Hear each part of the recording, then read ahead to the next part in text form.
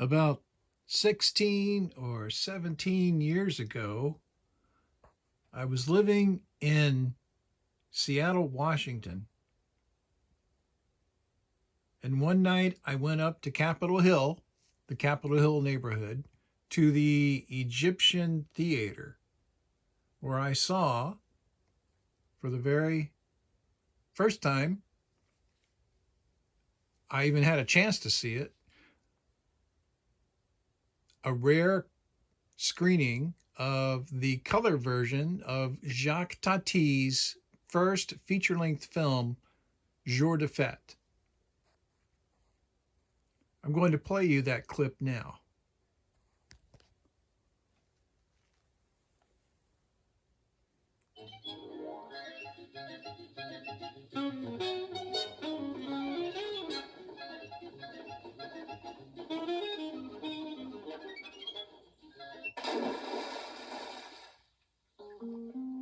Mais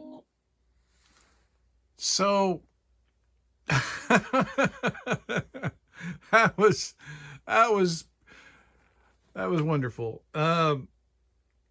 I went to the. I'll tell you the rest of the story as I back this up. I went to the en 1900. screening with my girlfriend and her son, who was about 5 at the time. Il devra succéder à son père et son grand-père comme encadreur d'art.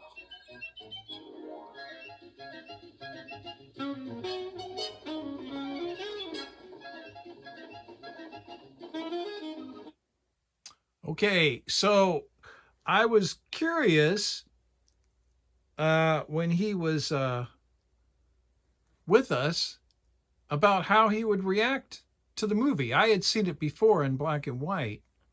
And of course, Tati was a favorite of mine by then. I was familiar with his work. I loved his movies and found them to be hysterically funny. So I wondered if his greatness would transcend to the next generation, or if a movie like Jour de Fete had lost its power to evoke lighthearted humor and laughter.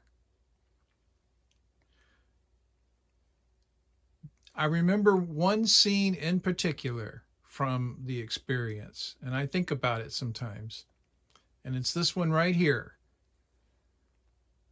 When this happened, when Tati's character unexpectedly goes into the water, and check this out. Look at that.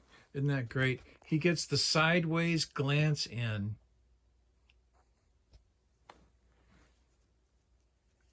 As he's going full speed into the water.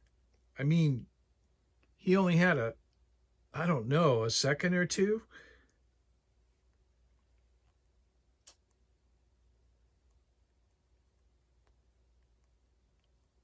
And now you can see how fully committed he is.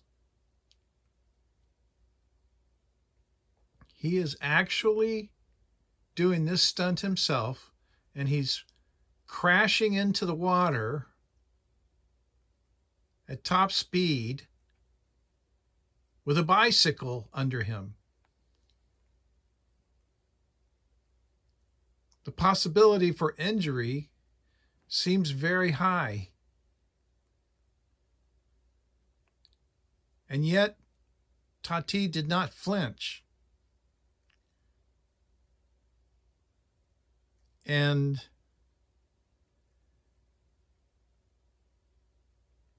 decades later, generations later, the gag still brought laughter from kids, as well as the rest of the theater. In fact, the first person to laugh at this gag in the theater, in my memory at least, is my young friend.